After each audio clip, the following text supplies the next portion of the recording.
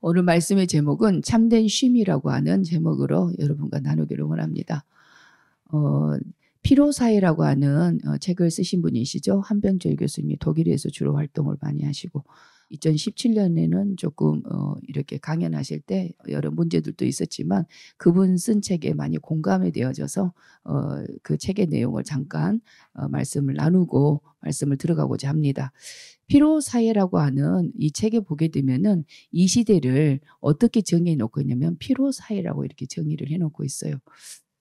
시대마다 그 시대에 주요한 질병들이 있는데 지금 이 시대는 우울증이라든지 과인성 행동 장애라든지 또 경계성 성격 장애라든지 소진 증후군이라든지 이런 주요 질병들이 이 시대에 있다라는 거예요. 근데 이제 제가 그것을 읽으면서 어떤 마음이 들었냐면 대부분 다루고 있는 질병이 육체의 질병보다는 이 마음에서 오는 질병을 이 시대의 주요 질병으로 이렇게 뽑고 있구나라고 하는 거죠. 시대적으로 계속 이런 질병들이 늘어나고 있다라는 겁니다. 많은 환경 속에서 상처를 입어가지고 생기는 영혼의 질병이라는 것이죠. 그러면 이런 질병이 왜 이 시대에 나타나게 되었을까? 그 책에서는 뭐냐면 진단하기를 긍정성의 과잉이다 이렇게 말할 것이에요. 긍정성의 과잉. 그러니까 이 시대는 사람들이 이 성취를 하려고 하는 성취를 통해서 뭔가의 만족을 얻으려고 하는 성과사회라는 거죠. 성과사회. 그래서 능력 있는 사람은 대접을 받고 또 많은 걸 성취한 사람이 주목받는 그런 성과사회다. 이렇게 표현하고 있는 것을 볼 수 있었어요. 예전에는 어떻습니까? 착한 것이 미덕이었는데 지금은 능력이 미덕이 되고 있는 그런 시대를 우리가 살아가고 있다는 거예요. 그래서 철저하게 서열이 매겨진다는 거죠. 능력에 따라서. 그리고 자기 몸값이 정해진다는 겁니다. 능력에 따라. 그래서 어떤 사람은 연봉이 1억의 연봉을 받는 사람이 있는가 하면 어떤 사람은 1,000만 원의 연봉을 받는다라는 거죠. 그런데 그것을 자연스럽게 우리는 그걸 인정하고 받아들이고 있다라고 하는 이야기를 하고 있는 것을 볼 수 있었어요. 그래서 이 시대에 전문 용어로 1인 기업가 사회다. 자기 경영 시대다. 이렇게 말씀해 놓고 있는 것을 볼 수 있었습니다. 그러다 보니까 청년들을 보더라도 매일같이 자격증을 취득한다고 끊임없이 자기를 괴롭게 하면서 살아가고 있는 모습을 보게 돼요. 누가 시켰습니까? 안 시켜요. 그런데도 계속 뭔가를 추구하면서 자기를 개발하고 자격증 취득하고 무엇인가 이 사회에 진출해 보기 위해서 부단한 노력을 하고 있는 것들을 보게 됩니다. 그것이 바로 뭐냐면은 이 시대가 그렇게 만들어져 가고 있다는 거죠. 그래서 자기 개발에 어떻게 보면은 요람에서부터 무덤에 이르기까지 그렇게 올인하고 있는 사회가 지금 이 시대가 아닌가 그런 생각을 해보게 돼요. 그래서 요즘에 많은 사람들이 이렇게 말해요. Yes, we can, I can do.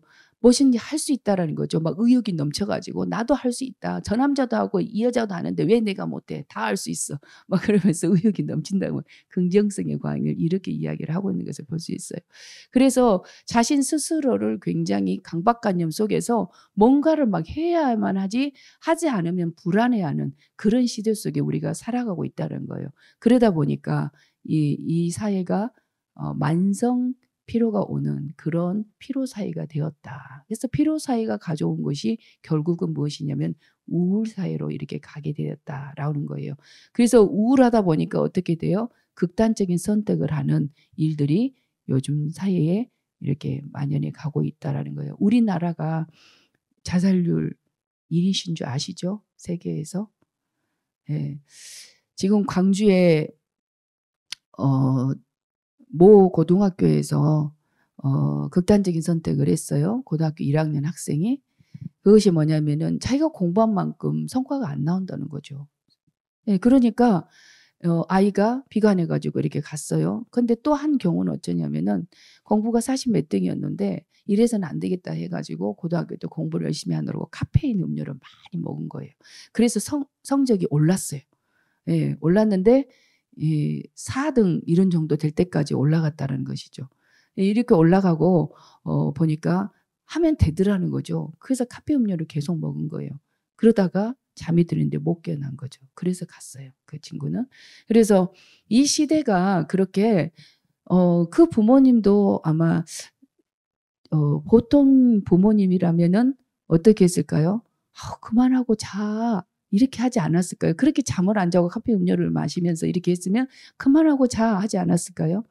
근데 그렇게 가버릴 정도의 이런 상황 속에 두고 있는 이것이 그 부모님 그 가정만의 책임이 아니라 바로 이 시대의 책임이다라는 생각을 이렇게 해보게 됩니다. 사람들이 요즘에 짜증이 많아져요. 신경질도 많이 내고 성격이 뾰족해져요. 왜 그러냐면 바로 이런 것 때문이라는 거죠. 내가 뭔가 성취해서 내가 사람들에게 인정받고 뭔가 이 사회에 진출해 있는데 마음과 뜻대로 안 되는 거예요. 그래서 사회가 요구하는 그러한 모습으로 살아갈 수 없기 때문에 그래서 이렇게 신경질이 많아지고 짜증이 많아진다는 겁니다. 근데 하나님께서 우리에게 진정으로 원하시는 것이 뭘까요? 우리에게 어떤 이 성과를 원하실까요? 하나님은 우리에게 이 성과를 요구하시는 그런 하나님이 아니시라는 거예요. 하나님은 우리 존재를 원하시는 그런 하나님이신 줄로 믿습니다. 우리 에베소서 4장 13절 우리 한번 다 같이 한 목소리를 합독해 보십니다. 우리가 다 하나님의 아들을 믿는 것과 아는 일에 하나가 되어 온전한 사람을 이루어 그리스도의 장성한 분량이 충만한 데까지 이르리니 아멘. 우리 주님은요, 참 이렇게 원하시는 것이 있는데 그리스도의 장성한 분량이 충만한 데까지 이르는 바로 우리의 존재를 원하시는 거예요. 주님께서 우리와의 교제를 원하시는 그런 하나님이라는 것을 성경 속에서 잘 나타내 보여주고 있습니다. 앞선 본문 마태복음 11장 20절부터 24절에 있는 내용을 보게 되면 이런 내용이에요. 예수님께서 고을마다 다니면서 기적을 행하셨어요. 그런데 그 기적을 행하셨는데도 불구하고 그 고을에 있는 사람들이 예수님을 하나님의 아들로 믿지 않는 것이라는 것이죠. 그래서 그에 대해서 책망하고 있는 내용이 바로 앞선 9절 24절까지의 내용이에요. 그리고 나서 이제 예수님께서 기도를 하는 내용입니다. 오늘 본문이. 기도를 하는데 뭐라고 지금 기도를 하고 계시냐면 그때 예수께서 대답하여 이르시되 천지의 주제이신 아버지여 그랬어요. 하늘과 땅의 주인이신 아버지여. 네, 성부 하나님께 성자 예수님이 이렇게 기도를 하고 있어요. 하늘과 땅의 주인이신 아버지여.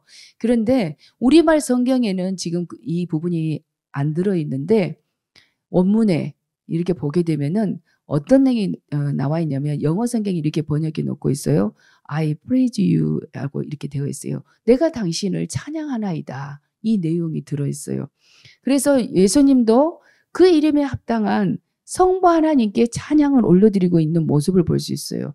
우주를 주관하시고 만물을 창조하신 그 하나님의 주권을 인정하며 찬양하며 이렇게 시작합니다. 그런데 우리가 익히 잘 알고 있는 신학을 집대성한 분, 고대 인물이죠. 어거스틴. 우리에게 그렇게 잘 알려져요. 성 어거스틴, 성자가 붙었잖아요. 이 성 어거스틴의 고백록에 보게 되면은 특징이 있는데 먼저 찬양으로 시작해요. 그리고 나서 자신의 고백을 하고 있고 그리고 마무리 때도 찬양으로 끝맺는 이 모습을 볼 수 있어요. 마치 예수님께서 이렇게 찬양하시고 그렇게 기도의 내용을 하시는 것처럼 어거스틴도 그렇게 예수님의 모습을 닮아서 그렇게 기록하고 있는 고백록의 책의 내용을 볼 수 있었습니다. 제가 이렇게 한번 그 예를 들어볼게요.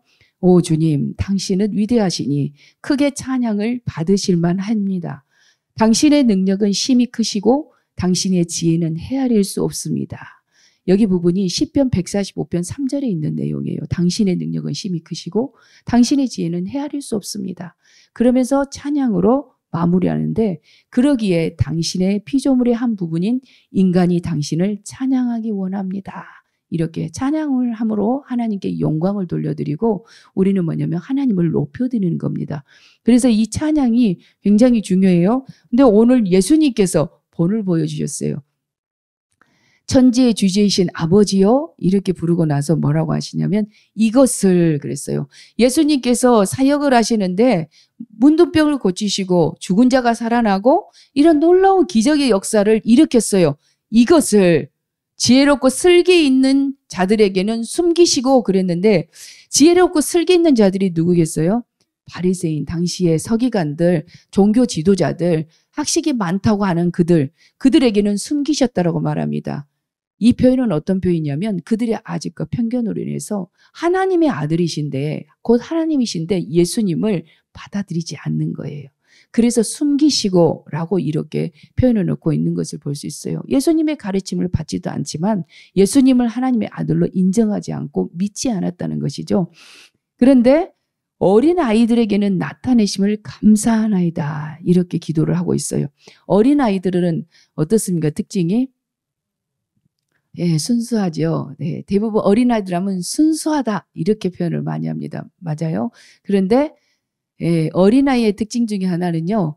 제가 어렸을 때 이렇게 아이들을 보니까 그러더라고요. 부모님만 있으면 돼요. 부모님 손만 잡으면 백화점 가도 마트를 가도 다 내 거야. 그죠? 자신이 계산할 지불할 필요가 없어. 너무 든든해. 안전해. 그렇잖아요. 그것은 뭐냐면 절대 의존한다는 거예요. 아이들에게는 나타내 보이셨다. 누군가의 도움이 없이는 살아갈 수 없는 심령의 가난한 자들, 그들에게는 우리 주님께서 나타내 보여주셨다라고 이렇게 말하고 있는 거예요. 하나님 되심을. 그래서 어린아이들에게는 나타내심을 감사하나이다. 성자 예수님이 자신이 하나님 되심을, 하나님의 아들 되심을 이렇게 드러내 보여주셨다는 거예요. 자, 어린아이들에 대한 이야기를 했는데 27절 우리 한번 합독해 보십니다. 27절 내 아버지께서 모든 것을 내게 주셨으니 아버지 외에는 아들을 아는 자가 없고 아들과 또 아들의 소원대로 계시를 받는 자 외에는 아버지를 아는 자가 없느니라. 아멘. 아들과 또 아들의 소원대로 계시를 받는 자. 하나님께서 친히 우리에게 나타내 보여주셨기 때문에 우리는 믿을 수 있다는 거예요. 이들을 가리켜서 어린아이들이라고 이렇게 말하고 있고 여기 보니까 아버지를 아는 자다 이렇게 말해놓고 있어요. 이거는 같은 의미를 말해놓고 있는 거예요. 이러한 자들을 은혜의 자리로 초청하십니다. 자, 수고하고 무거운 짐진 자들아 내게로 오라. 수고하다라고 하는 단어. 이 단어는요. 스스로 많은 일들을 하고 계속적으로 피곤하여 지친 상태. 그 상태를 수고하다라고 하는 이 단어를 사용하고 있는 것을 볼 수 있어요. 자, 무거운 짐진 자. 이 단어는요. burdened라고 하는 단어를 사용하는데 이 단어는요. 타인에 의해서 무거운 짐을 진 채 계속해서 피곤한 상태. 그 상태를 타인에 의해서. 그래서 수고하다 무거운 짐진 자 같은 맥락인 것 같으나 지금 여기 보면 무거운 짐진 자는 타인에 의해서 내가 무거운 짐을 지고 계속적으로 피곤해져 있는 그 상태를 이렇게 표현해 놓고 있어요. 그런데 지금 이 두 번째 있는 버든드라고 하는 이 단어는 사실 당시의 율법주의자들 그러니까 서기관 바리새인들이 자신들도 지키지 못하는 그 무거운 율법을 이렇게 평민들에게 그것을 억압하고 정죄하는 데 사용했다는 겁니다. 말씀 한번 보실까요? 말씀 마태복음 23장 4절 우리 합독하십니다. 또 무거운 짐을 묶어 사람의 어깨에 지우되 자기는 이것을 한 손가락으로도 움직이려 하지 아니하며 그랬어요. 당시에 유대인들은 전통 율법 이런 것들을 다 철저히 지키는 그런 민족이었어요. 그래서 뭐냐면은 그 전통이 자신들에게 너무 무거운 짐처럼 여겨지는 그런 것이었다는 거예요. 그런데 어느 자리에 모세의 자리에 앉아 있었다라고 그 앞에 마태복음 23장 1절에 보면 그렇게 나와요. 모세의 자리에 있다. 율법 창세기, 출애굽기, 레위기, 민수기, 신명기 이 모세 오경을 주신 바로 모세의 자리에 앉아서 그렇게 무거운 율법을 가지고 백성들을 힘들게 했다. 지금 그런 이야기를 하고 있는 거예요. 그런데 이 무거운 짐뿐만 아니라 우리에게는 어떤 짐이 있습니까? 육체로 감당해야 되는 여러 짐들이 있어요. 생활고도 있고 질병의 무거운 짐도 있고 또 뭐냐면 마음의 상처와 또 여러 죄의 짐도 있고 우리에게는 수많은 이런 짐들이 다 있다라는 겁니다. 그런데 솔로몬은 우리 인생을 가리켜서 인생은 무엇인가라는 것을 우리가 생각해 볼 수 있도록 기록한 것이 있어요. 전도서에 보게 되면 이런 내용이 나옵니다. 전도서 2장 22절부터 23절 우리 한 목소리를 합독하십니다.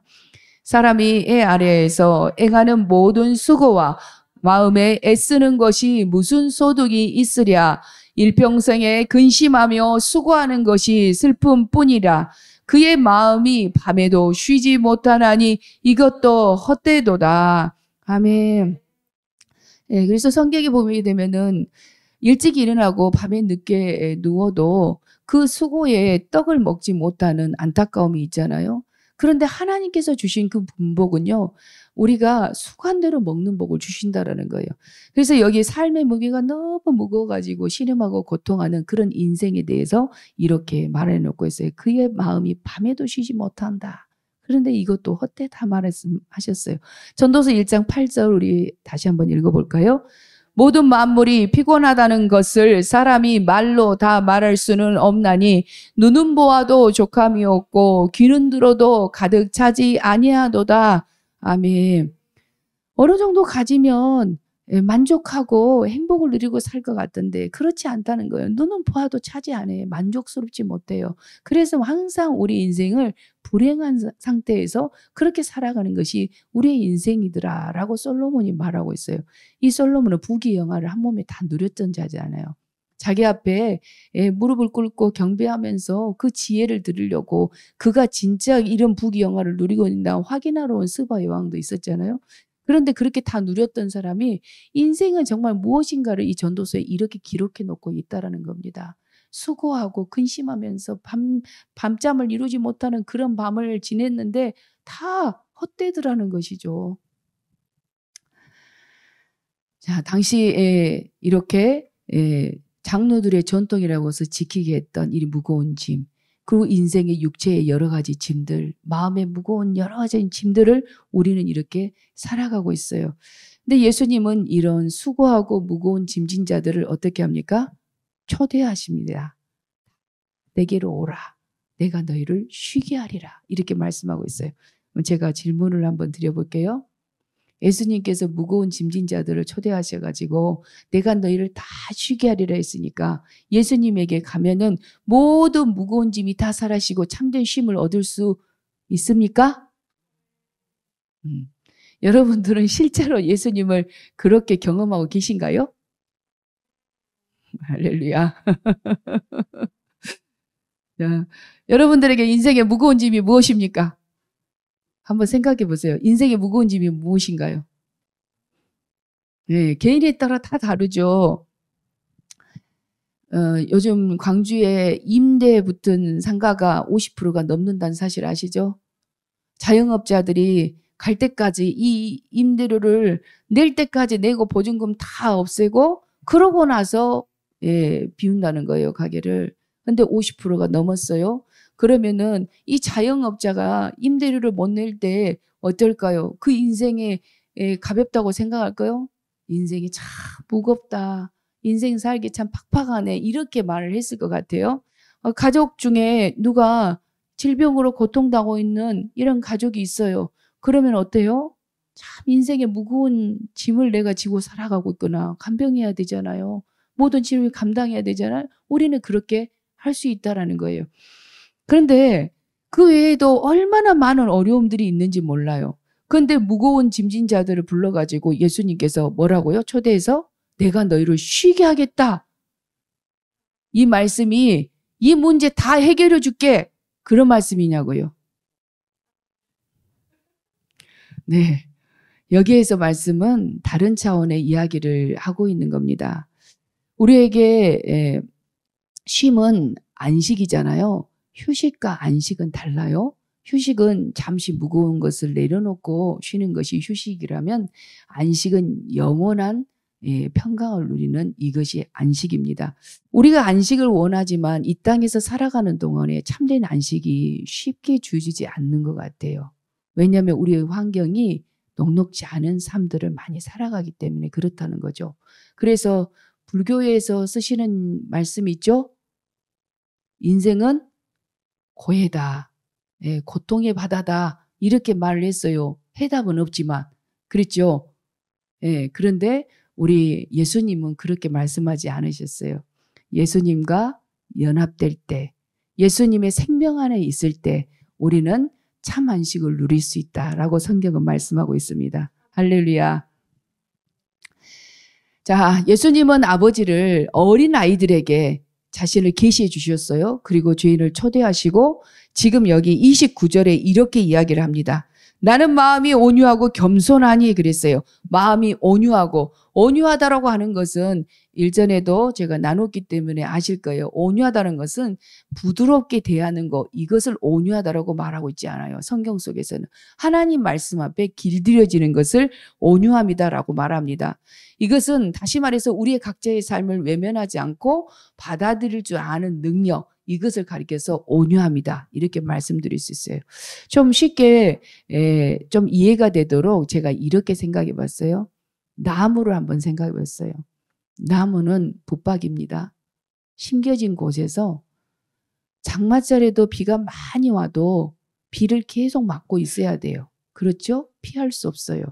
또 햇볕이 너무 뜨겁게 내리쬐도 그야말로 내가 곡식인 줄 알고 타버릴 것 같은데도 햇볕이 그렇게 내리쬐는데도 피할 수 없어요. 햇빛을 다 받아야 됩니다. 그렇죠? 눈보라가 쳐도 그 자리에서 끔찍 않고 눈보라를 다 맞아야 돼요. 예. 그런데 그 사이에 나무는 어떻게 하냐면 꽃이 피고 잎사귀를 내고 꽃이 피고 열매가 맺고 잎사귀가 떨어지고 이런 과정을 반복하면서 풍성한 열매를 맺는 이렇게 나무가 성장하게 되는 그러한 것들을 볼 수 있어요. 동의가 되시죠? 우리 인생도 가난해도 괜찮고 부해도 괜찮고 낮아져도 괜찮고 높아져도 괜찮고 동의가 안 되신가 봐요.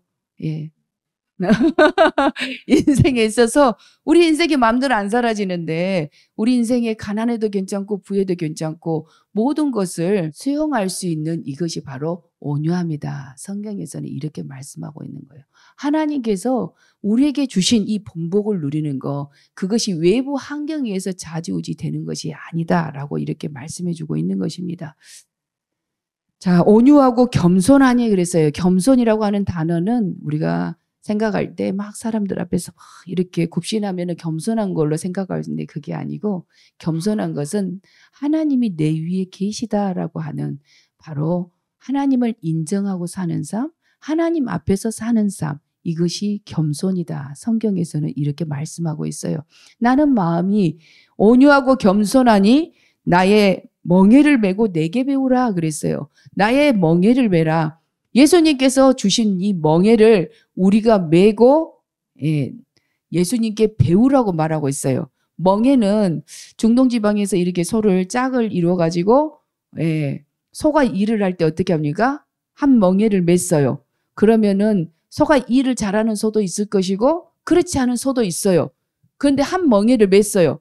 그럼 누구를 따라갈까요? 잘하는 사람을 따라가겠죠. 소가. 일 잘하는 소가 막 끌고 가는 대로 옆에 일 못하는 소가 그냥 끌려다니면서 일을 하겠죠. 어떤 얘기를 드리고 싶냐면 예수님이 주신 이 멍에는 우리 혼자 지도록 내버려 두지 않는다는 사실이에요. 예수님께서 하신다는 얘기입니다. 할렐루야. 예수님께서 우리에게 주신 이 멍에는요. 그래서 가볍고 쉬운 거예요. 주님께서 하시겠다라는 거죠. 함께 우리에게 멍에를 주셨어요. 그런데 그 멍에를 우리 혼자만 지도록 하지 않으시고 우리 주님께서 그것을 지시고 해결해 주시겠다라고 이렇게 표현해 놓고 있습니다. 나의 멍에를 메고 내게 배우라. 배우라고 하는 것은 예수님의 이 가르침을 받아들이라라고 하는 그런 의미예요. 그래서 그리하면 너희 마음이 쉼을 얻으리니 우리는 이 쉼을 다른 데서 많이 찾으려고 해요. 내가 스스로 뭔가를 노력해가지고 성취해가지고 쉼을 얻으려고 하는데 거기에는 결코 쉼이 없다라고 말하고 있습니다. 진정한 쉼, 참된 안식은 예수님과 연합된 존재로 살아갈 때 그 생명 안에 거할 때 그때에 우리에게 진정한 쉼이 있다라고 오늘 이렇게 말씀하고 있어요. 30절에 이른 내 멍에는 쉽고 내 짐은 가벼움이라. 왜 짐이 쉽고 여기 내 멍에는 쉽고 그랬는데 예수님께서 주신 이 멍에가 왜 쉽고 그 짐이 가볍겠어요? 예수님이 담당해 주시니까. 일 잘하는 소가 끌고 간 대로 그냥 따라만 가면 되니까. 그러니까 쉬운 거예요. 할렐루야. 여러분들의 모든 멍에 이 짐들을 우리 주님께 다 맡겨버리는 은혜가 있기를 예수님의 이름으로 축원합니다. 자, 그러면은 우리가 어떻게 이 안식과 평안을 누리며 살아갈 수 있을까? 우리 성경 속에서 답을 찾아봐야 되겠죠. 이사야서 58장 13절부터 14절 우리 한 목소리로 합독하십니다. 만일 안식일에 내 발을 금하여 내 성일에 오락을 행하지 아니하고 안식일을 일컬어 즐거운 날이라 여호와의 성일을 존귀한 날이라 하여 이를 존귀하게 여기고 내 길로 행하지 아니하며 내 오락을 구하지 아니하며 사사로운 말을 하지 아니하면 내가 여호와 안에서 즐거움을 얻을 것이라. 내가 너를 땅의 높은 곳에 올리고 내 조상 야곱의 여호와의 입의 말씀이니라. 아멘. 우리 주님과의 관계성 속에서 우리가 참된 안식을 누리는데 구약 성경에 보게 되면 안식일이라고 이렇게 되어 있어요. 토요일을 안식일로 이렇게 구약 성경에 나와 있어요. 근데 예수님께서 우리의 속죄 사역을 마치시고 장사인지 사흘 만에 부활하시고 그 부활하셨던 날을 우리는 주님의 날로 로세이로 이렇게 지키고 있는 겁니다. 그래서 지금의 안식일은 언제예요? 주일. 주일이죠. 근데 이 주일에 발을 금하여 내 성일에 오락을 행하지 아니하고 이렇게 말하고 있어요. 오락을 행하지 아니하고 안식일을 일컬어 즐거운 날이라 여호와의 성일을 존귀한 날이라 나를 존중하는 자를 내가 존중하리라. 성경 속에 사무엘 상에 보면 이렇게 나옵니다. 그래서 우리를 존귀케 해주셔요. 그래서 뭐냐면 내가 너를 땅의 높은 곳에 올리고 세상에서 지위를 얻고 명예를 얻고 존귀함을 얻게 되는 이 복을 우리에게 주신다고 약속해 주고 계십니다. 그리고 또 뭐냐면은 내 조상 야곱의 기업으로 기르겠다라고 말씀하셔요. 야곱은 떠날 때 호롤단신 몸 하나로 떠났어요. 그런데 돌아올 때는 거부가 돼가지고 그렇게 돌아왔습니다. 고향으로. 야곱의 업으로 기르겠단 말은 거부가 되게 하겠다라고 하는 약속의 말씀이에요. 하나님의 말씀은 1.1획도 변개함이 없으시고 한 번 입에서 나온 말씀은 하늘에서 비가 내리면 땅을 적시고 반드시 소산의 열매를 맺는다고 하듯이 이사야서의 말씀이 이렇게 나오잖아요. 하듯이 우리가 이 하나님의 약속의 말씀이 그대로 성취된다라고 하는 것을 우리가 믿음으로 이것을 받고 지키면 우리의 삶 속에 그렇게 일어나게 되는 줄로 믿습니다. 아멘. 그래서 내가 여호와 안에서 즐거움을 얻을 것이라 이렇게 했는데 예수 믿는 사람은 특징이 있어요. 얼굴을 보면 뭐가 있습니까? 기쁨이 있어요. 달라요. 그래서 저도 처음 예수님 믿고 지식이 하나도 없을 때 예수님 믿으면 너무 기뻐요. 이렇게 전도를 했어요. 지식이 하나도 없으니까 뭐라고 예수님을 전할 수가 없으니까 예수님 믿으면 너무 기뻐요. 이렇게 하면서 전도를 해서 전도가 되더라고요. 요즘 사람들이 기쁘게 못 사나가 봐요. 그래가지고 그렇게 기뻐요? 자기 부인은 맨 짜증만 내는데 이러면서 전도가 되더라고요. 그래서 뭐냐면은 여호와 안에서 즐거움을 얻을 것이라 우리에게 뭔가 소유가 돼서 뭐가 성취가 되어져서 내가 즐거운 게 아니라 여호와 안에서 즐거운 거예요. 하나님이 주시는 이 샘솟는 기쁨, 우리 안에 있는 자유함과 평강 이것을 하나님께서 주시는데 그것을 어떻게 누리느냐? 주일을 온전히 드릴 때 하나님이 이런 안식을 주시겠다고 약속해 주셨습니다. 할렐루야. 이 자리에 계신 여러분들이 이러한 영과 육의 놀라운 축복을 받는 은혜가 있기를 예수님의 이름으로 축원합니다. 아멘.